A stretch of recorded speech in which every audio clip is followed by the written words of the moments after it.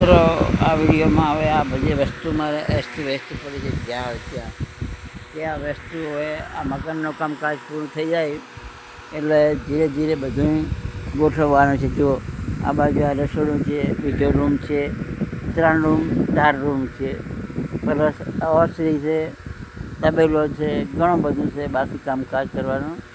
અને આ બધું રમણ પડ્યું છે એટલે આ જોવાનું પડ્યું છે એટલે વાયરિંગનું ઠકાણું નથી. એટલે હજી 1 મહિના જેવો ટાઈમ મિત્રો આ સેટિંગ કરતાં અને બધું સમય કરતાં લાગી જશે. અડારા બાકી છે, પછી 2 ગભરાયું બાકી છે. એટલે મિત્રો ખૂબ બધી કામકાજમાં બાકી છે તે હજી આ ઉનાળામાં પૂરું થઈ જશે લગભગ. અને જો ખૂબ જ ટાઈમ લીધો છે, લગભગ 6 મહિનાથી કામ ચાલુ છે મકાનનું અને હજી પણ પૂર્ણ થયું નથી. એ કડિયા આવતા નથી રેગ્યુલર. મેઇન પ્રશ્ન એ છે. એકદમના ફસાઈને પૈસા ઉપાડ કરીને જતા રહેશે અને પછી પાછા જોવા આવતા નથી કે કેવું છે કામકાજ. આ ફેર પૈસા આપ્યા તે પછી વળે ફેર આપ્યા ભાઈ કામે આવ્યા અને ટાઈલ્સ સોરી આવી.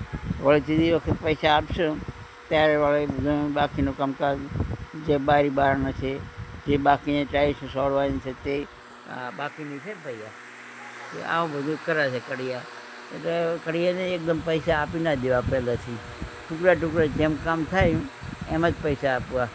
અમે ઠામુકા પૈસા આપી દીધા હતા તે હવે બેઠા હતા, હરિનું નામ લ્યા હતા અને હરિના ગુણ ગાથા શું કરે. એ તો બહુ તકલીફમાં કે આ લગ્ન પ્રસંગમાં મકાન થઈ જશે એના પહેલાં પણ આ સારા કડિયા રાતા પાણી રોડ આવ્યા છે એવું કર્યું છે. અહીં હજુરો મેળવી અને બીજે ક્યાંક વળી રોકડી મળે એટલે ત્યાં જતા રહે. તો મિત્રો આવું કરે છે માણસો, છે તે વાળા ધંધા કરી નાખે છે. તો મિત્રો આ વિડીયોમાં બસ આટલો જ. જય જવાન જય કિસાન.